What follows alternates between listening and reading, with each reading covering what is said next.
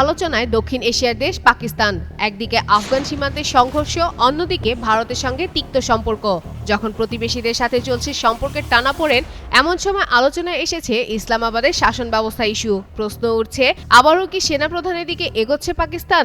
দেশটির শাসন ব্যবস্থা কি সত্যি পরিবর্তনের মুখে? সাম্প্রতিক সময়ে পাকিস্তানের পার্লামেন্টে গৃহীত হয়েছে সংবিধানের ২৭তম সংশোধনী, যা এখন ব্যাপক বিতর্কের জন্ম দিয়েছে। এই সংশোধনীর মাধ্যমে সেনাপ্রধান ফিল্ড মার্শাল আসিফ মুনিরকে দেশের প্রথম প্রতিরক্ষা প্রধান হিসেবে নিয়োগের পথ খুলে দিয়েছে সরকার।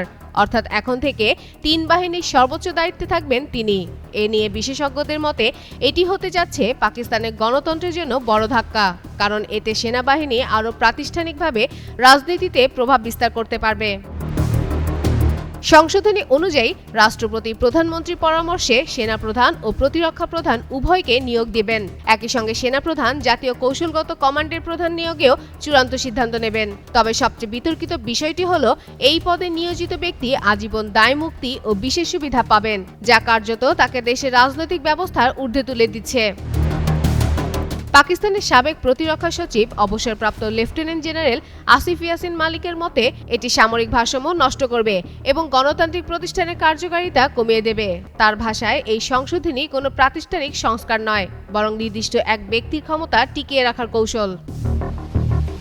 আর বিশ্লেষকরা বলছেন, সাম্প্রতিক ভারত পাকিস্তান সংঘর্ষের অভিজ্ঞতা ও ক্রমবর্ধমান আঞ্চলিক উত্তেজনার মধ্যে ইসলামাবাদ তাদের সামরিক কাঠামো শক্তিশালী করার অজুহাতে এই পদক্ষেপ নিচ্ছে। তবে এর পিছনে গণতান্ত্রিক প্রক্রিয়া দুর্বল হয়ে পড়ছে বলেই শঙ্কা বাড়ছে।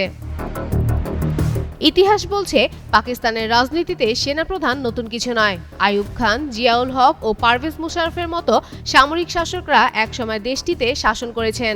এখন ২০২৫ সালে এসে আবারও একই দৃশ্যপটের ইঙ্গিত দিচ্ছে ইসলামাবাদ, যেখানে গণতন্ত্রের চেয়ে শক্তিশালী হয়ে উঠবে সেনাবাহিনী। ফাতেমা ফাতেহ জান, যুগান্তর নিউজ।